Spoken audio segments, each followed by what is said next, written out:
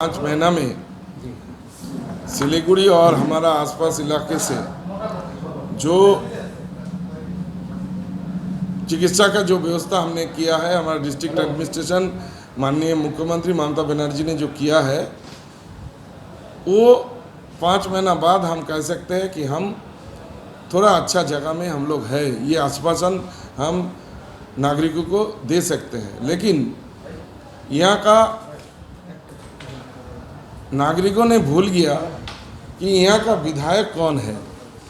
यहाँ का नागरिकों ने भूल रहा है कि यहाँ का सांसद जी कहाँ है, कौन है वो। उनका चेहरा भी भूलने लगा है।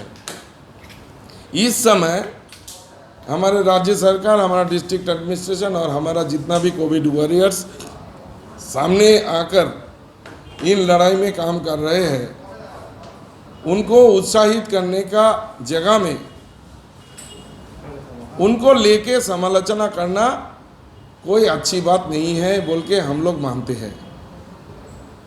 जैसे एक खबर लेके सोशल मीडिया में और प्रेस कॉन्फ्रेंस करके ये विरोधी दल के जितना नेता, एमएलए, एमपी है, उन्होंने आदमी को बौखलाने का काम शुरू किया था।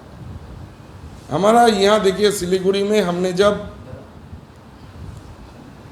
नागरिकों के हिसाब से हमारा यहाँ शमशान घाट बनना चाहिए, इसको लेके जब हमने माननीय हमारा मंत्री, पर्यटन मंत्री गौतम देव जी ने यहाँ सेकेंड क्रीमेटोरियम बनाने के लिए एनबीडीडी से पैसा दिया, उनका काम शुरू हुआ।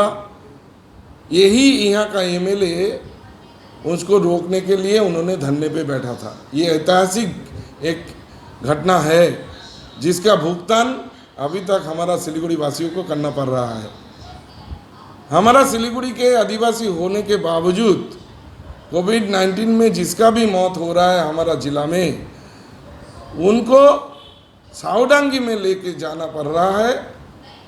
उनका क्रिमेशन वहीं करवाने का व्यवस्था हमारा डिस्ट्रिक्ट एडमिनिस्ट्रेशन और हमारा गवर्नमेंट ने किया है। ये बड़ी चिंता की बात है। इस पर हम लोगों को और भी सोचना चाहिए, ये हम लोग मानते हैं। क्योंकि सरकार, राज्य सरकार कोविड का जैसे चिकित्सा दे रही है, साथ साथ किसी का भी ये घटना घटती है, दुर्घटना घटती है, तो उनको क्रिमेशन का काम भी हमारा राज्य सरकार के ओर से किया जा रहा है। ये काम सिलीगुड़ी म्यूनिसिपल कॉरपोरेशन को करना चाहिए था। सिलीगुड़ी का जो एमएलए है उनको इस पर दायित्व लेना चाहिए था। और यहाँ का जो एमपी है, उन साहब को सामने आकर ये सब काम करना चाहिए था।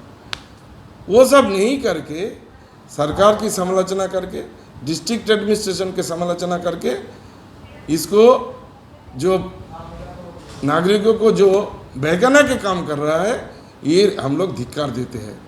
हम लोगों ने जब सुना है कि क्रिमेशन के लिए वहाँ प्राइवेट एजेंसी द्वारा साउडंगी में क्रीमेटोरियम चलता है, ये उनको जानना चाहिए।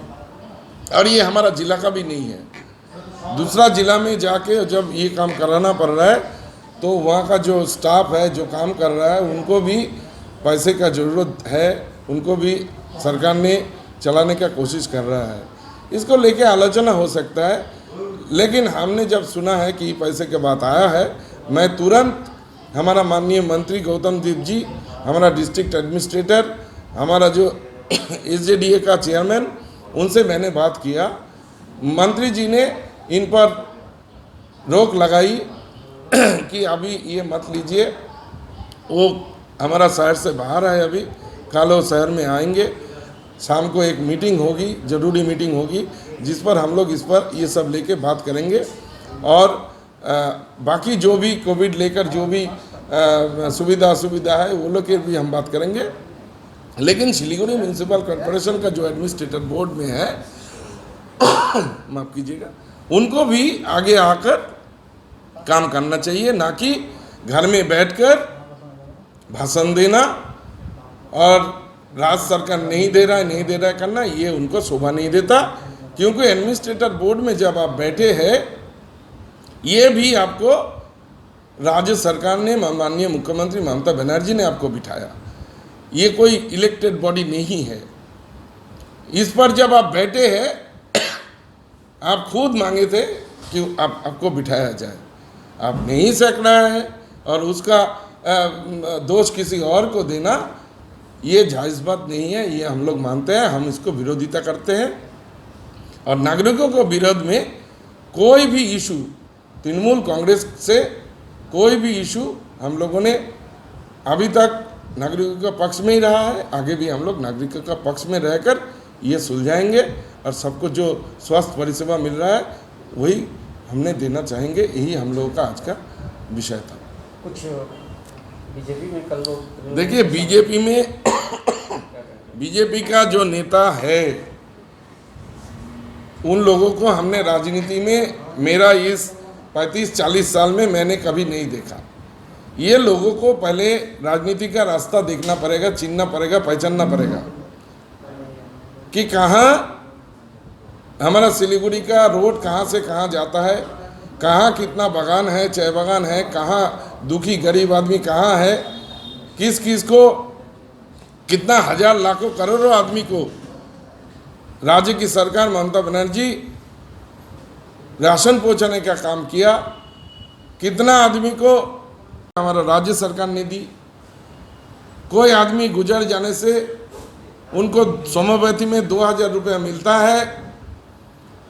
पूरा हमारा यहाँ चिकित्सा व्यवस्था फ्री रखा गया है पूरा बंगाल में। चाय बागान में जो बंद चाय बागान है उनको बिना मूल्य में सबको खाना मिल रहा है। हमारा राज्य सरकार कर्मचारी जितने भी है उनको समय पर सैलरी दिया जा रहा है। लेकिन 53,000 करोड़ रुपया जो हमारा राज्य सरकार का जो मिलने वाला है केंद्र सरकार से पिछले 10 साल से, वो पैसा नहीं दिया जा रहा है। इस पर बीजेपी नेता लोग कोई भी आवाज़ नहीं उठाता है। वो लोग घर में बैठकर अपना आदमी को 2 बार 3 बार 4 बार ज्वाइन करा के 2-4-10 आदमी को टीएमसी से भाजपा में गया बोल के दिखाने का कोशिश कर रहा है। लेकिन आप लोग जानते हैं कि कुचबिहार से लेकर काकद्वीप तक तृणमूल में आने का जितना भीड़ है, भाजपा नेता जितना भी है, उनको अगले 2021 में दिखाई देगी। हमने चैलेंज किया 10% सीट, 30 के ऊपर सीट जीत के दिखाइए पश्चिम बंगाल में। आप नहीं सकेंगे। अब घर में बैठ के राजनीति करने से बंगाल में ममता बनर्जी से लड़ना उतना आसान नहीं है। हमने यहाँ 50 साल से लड़ाई की है। ममता बनर्जी ऐसे नहीं बना है। अभी कोई आके बाहर से आके बंगाल को अगर धमकाना चमकाना चाहता है, तृणमूल कांग्रेस उसको नहीं मानेगा। हम लोग राजनीतिक स्तर से गणतांत्रिक स्तर में हम लोग उनको सब नागरिकों को मिलके भाजपा को हम चरम शिक्षा देंगे। 2021 में ममता बनर्जी अपनी सरकार 3rd टाइम के लिए फिर आने वाला है। ये भाजपा जितना जो भी कार्यकर्ता नेता है उनको समझना पड़ेगा।